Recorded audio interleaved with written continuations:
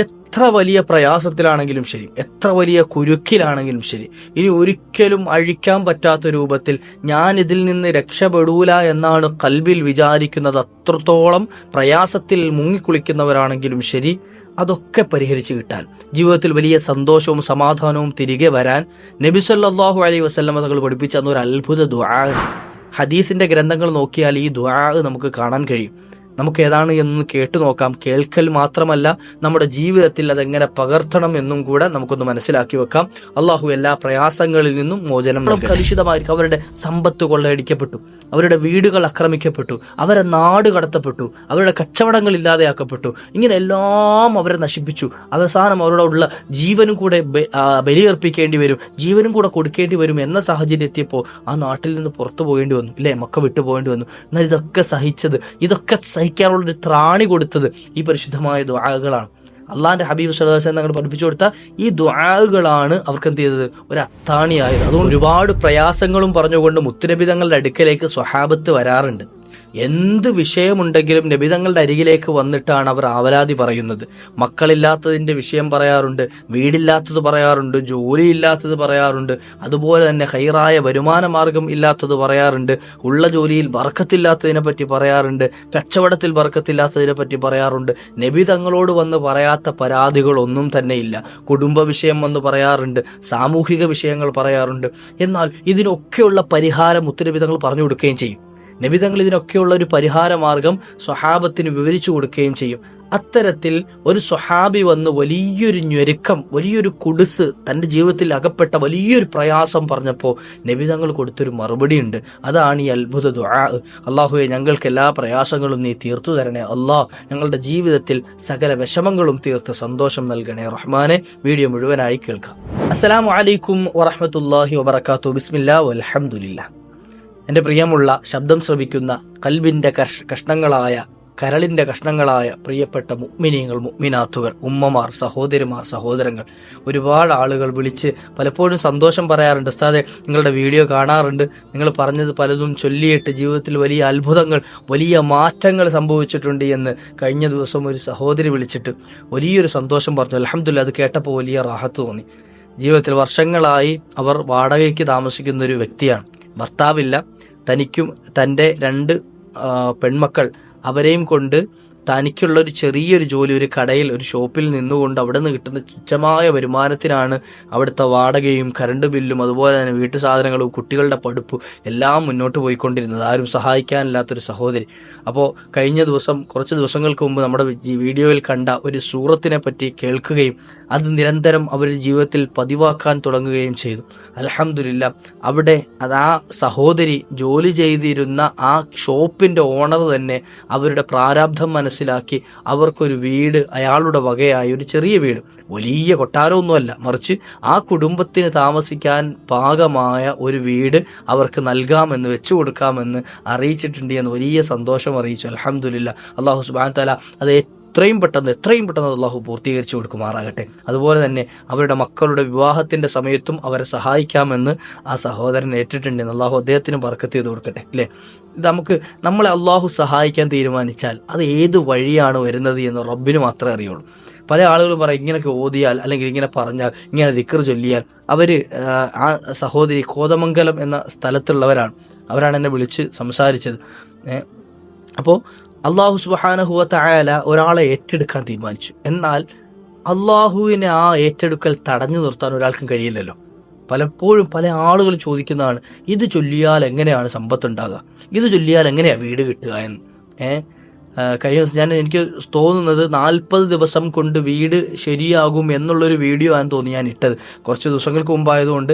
അപ്പോൾ ആ ഒരു വീഡിയോ കണ്ടിട്ട് ആ ഒരു സൂറത്ത് പാരായണം ചെയ്ത് അതിൽ പറഞ്ഞ ആ ഒരു രൂപത്തിൽ ആ അമാൽ ചെയ്തതിൻ്റെ പേരിൽ അള്ളാഹു സുബ്ഹാനഹു വ തആല അവർക്ക് കൊടുത്തൊരു നേട്ടമാണ്. ഇല്ല, അത് നമ്മുടെ പവർ കൊണ്ടല്ല, അല്ലെങ്കിൽ ഞാൻ പറഞ്ഞു എന്നതുകൊണ്ടല്ല, മറിച്ച് ആ പറയപ്പെട്ട സംഗതി ഏതോ മഹാന്മാർ അവരുടെ ജീവിതത്തിൽ പഠിപ്പിച്ചു തന്നതാണല്ലോ എന്ന് കരുതിയിട്ടാണ് ആ സഹോദരി ചെയ്തത്. അള്ളാഹു സുബ്ഹാനഹു വ തആല ഇതുപോലെ ഒരുപാട് ആളുകൾക്ക് ഖൈർ നൽകുന്ന വഴികൾ തുറക്കാൻ നമുക്കും ഒരവസരം നൽകി അനുഗ്രഹിക്കട്ടെ. ഇൻഷാ അല്ലാഹ്, ഇന്നും ഞാനൊരു ദുആ പറഞ്ഞുതരാം. നമുക്കൊക്കെ അറിയുന്ന ഒരു ദുആയാണ്, എന്നാലും നമ്മുടെ ജീവിതത്തിൽ ഇതൊന്നും പതിവാക്കണം. നമ്മുടെ ജീവിതത്തിൽ വലിയ മാറ്റം കൊണ്ടുവരാൻ, പ്രയാസങ്ങളൊക്കെ തീർന്നു കിട്ടാൻ ഈ ഒരു ദുആ നമ്മെ സഹായിക്കും. വെറുതെ പറയുകയല്ല, ജീവിതത്തിൽ ഒരുപാട് അനുഭവങ്ങൾ പറഞ്ഞവരുണ്ട്. ഈ ഒരു ദുആ പതിവാക്കിയിട്ട് ഒരുപാട് പ്രയാസങ്ങൾ നീങ്ങിയ അത്ഭുതങ്ങൾ പറഞ്ഞവരുണ്ട്. കഴിഞ്ഞ പള്ളിയിൽ ഞാൻ ജോലി ചെയ്തിരുന്ന സ്ഥലത്ത് ഒരു സഹോദരൻ, അദ്ദേഹം പറയലുണ്ട്, എനിക്ക് ജീവിതത്തിൽ വലിയ ഞെരുക്കമുണ്ടായിരുന്നു, ഞാൻ എപ്പോഴും ഈ ഒരു ദുആ പതിവാക്കുമായിരുന്നു ഉസ്താദേ എന്ന്. എപ്പോഴും ഞാൻ ഈ ദുആ ചെയ്യാത്തൊരു സമയവുമില്ല. അതുകൊണ്ട് തന്നെ ഇപ്പോൾ എൻ്റെ ജീവിതത്തിൽ ഒരു പ്രയാസമില്ല. മക്കളൊക്കെ സെറ്റിലായി, എനിക്കും ഇപ്പോൾ റാഹത്തായി, നല്ലൊരു വരുമാനം എനിക്കും എൻ്റെ കുടുംബത്തിൻ്റെ വകയായിട്ട് അല്ലെങ്കിൽ എൻ്റെ സ്ഥലങ്ങളിൽ നിന്നൊക്കെ ആദായമായിട്ട് ലഭിക്കുന്നുണ്ട്. അതുകൊണ്ട് തന്നെ എൻ്റെ കാര്യങ്ങളും റാഹത്തായി പോകുന്നുണ്ട്.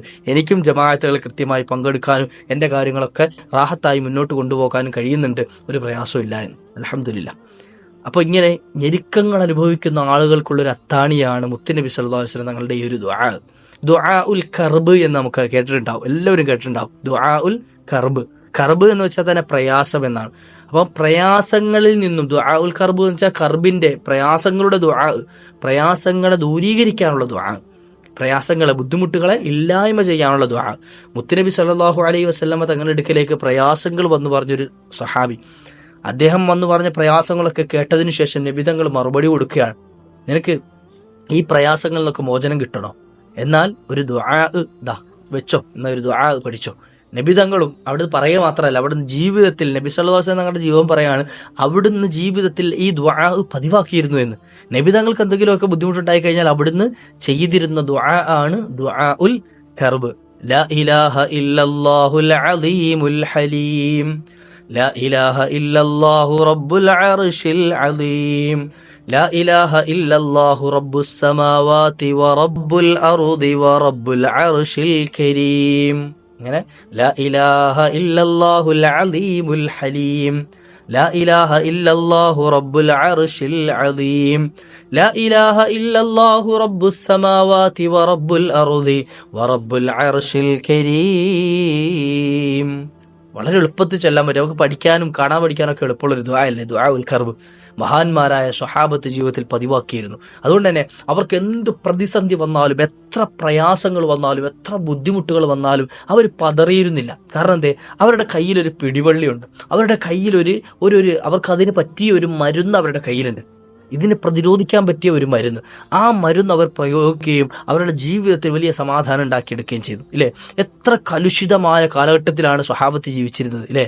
എങ്ങോട്ട് തിരിഞ്ഞാലും ഇവരുടെ ജീവൻ പോകുന്ന രൂപത്തിൽ, അതായത് തൻ്റെ തലവെട്ടാൻ കാത്തിരിക്കുന്ന ഒരു ശത്രു സംഘം തൻ്റെ ചുറ്റുഭാഗത്തുണ്ടായിരിക്കെ അതിനിടയിലൂടെ ജീവിച്ചു വന്നവരാണ് ഈ തൗഹീദുമായിട്ട്. അപ്പോൾ എത്രത്തോളം കലുഷിതമായിരിക്കും. അവരുടെ സമ്പത്ത് കൊള്ളയടിക്കപ്പെട്ടു, അവരുടെ വീടുകൾ ആക്രമിക്കപ്പെട്ടു, അവരെ നാട് കടത്തപ്പെട്ടു, അവരുടെ കച്ചവടങ്ങൾ ഇല്ലാതെയാക്കപ്പെട്ടു. ഇങ്ങനെ എല്ലാം അവരെ നശിപ്പിച്ചു. അവസാനം അവരുടെ ഉള്ള ജീവനും കൂടെ ബലിയർപ്പിക്കേണ്ടി വരും, ജീവനും കൂടെ കൊടുക്കേണ്ടി വരും എന്ന സാഹചര്യം എത്തിയപ്പോൾ ആ നാട്ടിൽ നിന്ന് പുറത്തു പോകേണ്ടി വന്നു. ഇല്ലേ? മക്ക വിട്ടു പോകേണ്ടി വന്നു. എന്നാൽ ഇതൊക്കെ സഹിക്കാനുള്ളൊരു ത്രാണി കൊടുത്തത് ഈ പരിശുദ്ധമായ ദുആകളാണ്.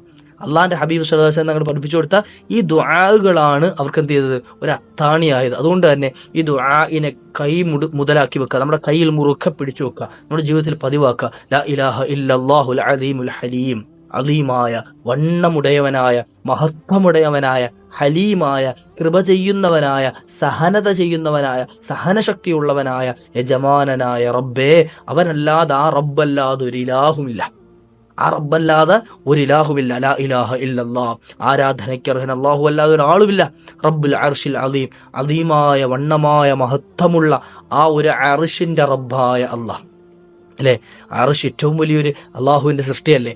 ആ അർശിനെയും പടച്ചു പരിപാലിക്കുന്നവനായ റബ്ബായ അല്ലാഹ്, ആ അല്ലാഹ് അല്ലാത്തൊരു ഇലാഹില്ല. ലാ ഇലാഹ ഇല്ലല്ലാഹു റബ്ബുസ് സമാവാതി വറബ്ബുൽ അർദി, അതിന് താഴെയുള്ള ആകാശങ്ങളുടെയും ഭൂമികളുടെയും റബ്ബായ അല്ലാഹ്, ആകാശങ്ങളുടെയും ഭൂമിയുടെയും റബ്ബായ അല്ലാഹ്, ആ അല്ലാഹ് അല്ലാത്തൊരു ഇലാഹില്ല. വറബ്ബുൽ അർശിൽ കരീം, മഹത്വമുടയ, മാന്യതയുടയ, ബഹുമാനമുടയ ആ അർശിന്റെ റബ്ബായ അല്ലാഹ്, ആ അല്ലാഹ് അല്ലാത്തൊരു ഇലാഹില്ല. ഈ ഒരു ദിക്ർ, ഇതിനകത്ത് പ്രത്യേകിച്ച് ഒരു തേട്ടം അല്ലെ ഒരു ദുആ ഒന്നും കാണാൻ നമുക്ക് കഴിയില്ല.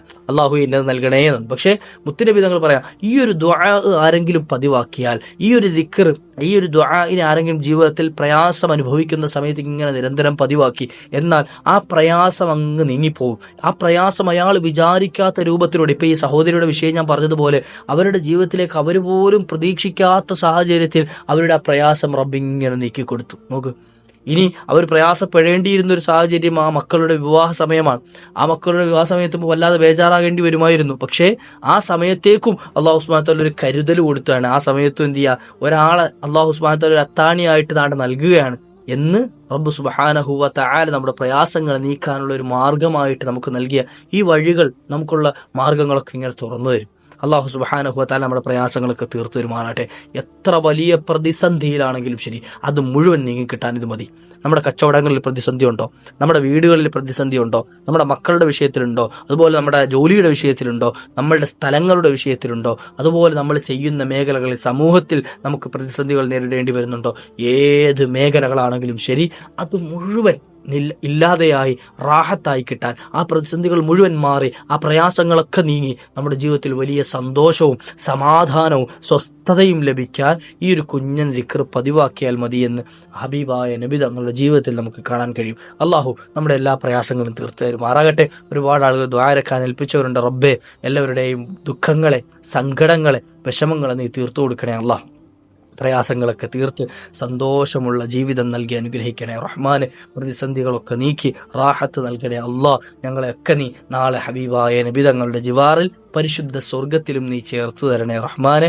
റബ്ബനാ തഖബ്ബൽ മിന്നാ ഇന്നക അൻത സമീഉൽ അലീം വതുബ് അലൈനാ ഇന്നക അൻത തവ്വാബുർ റഹീം. മറ്റുള്ളവരിലേക്ക് എത്തിച്ചു കൊടുക്കുക ഇൻഷാ അല്ലാഹ്. നമ്മൾ കാരണം ഒരു അമൽ ഒരാൾ ചെയ്താൽ അയാളുടെ പ്രതിഫലം കൂടി അയാൾക്ക് കൊടുക്കുന്നതിൻ്റെ പോലത്തെ ഒരു പ്രതിഫലം അള്ളാഹു നമുക്ക് നൽകും, അല്ലേ? നമുക്ക് നഷ്ടമൊന്നും വരില്ല. അള്ളാഹു സുബ്ഹാനഹു വ തആല നമുക്കതിന് ഭാഗ്യം നൽകട്ടെ. ഷെയർ ചെയ്യാൻ മറക്കരുത്. അള്ളാഹു നമ്മെ സ്വീകരിക്കുമാറാകട്ടെ. വ ആഖിറു ദഅവാനാ അനിൽ ഹംദുലില്ലാഹ്. അസ്സലാമു അലൈക്കും വറഹ്മത്തുള്ളാഹി വബറകാതുഹു.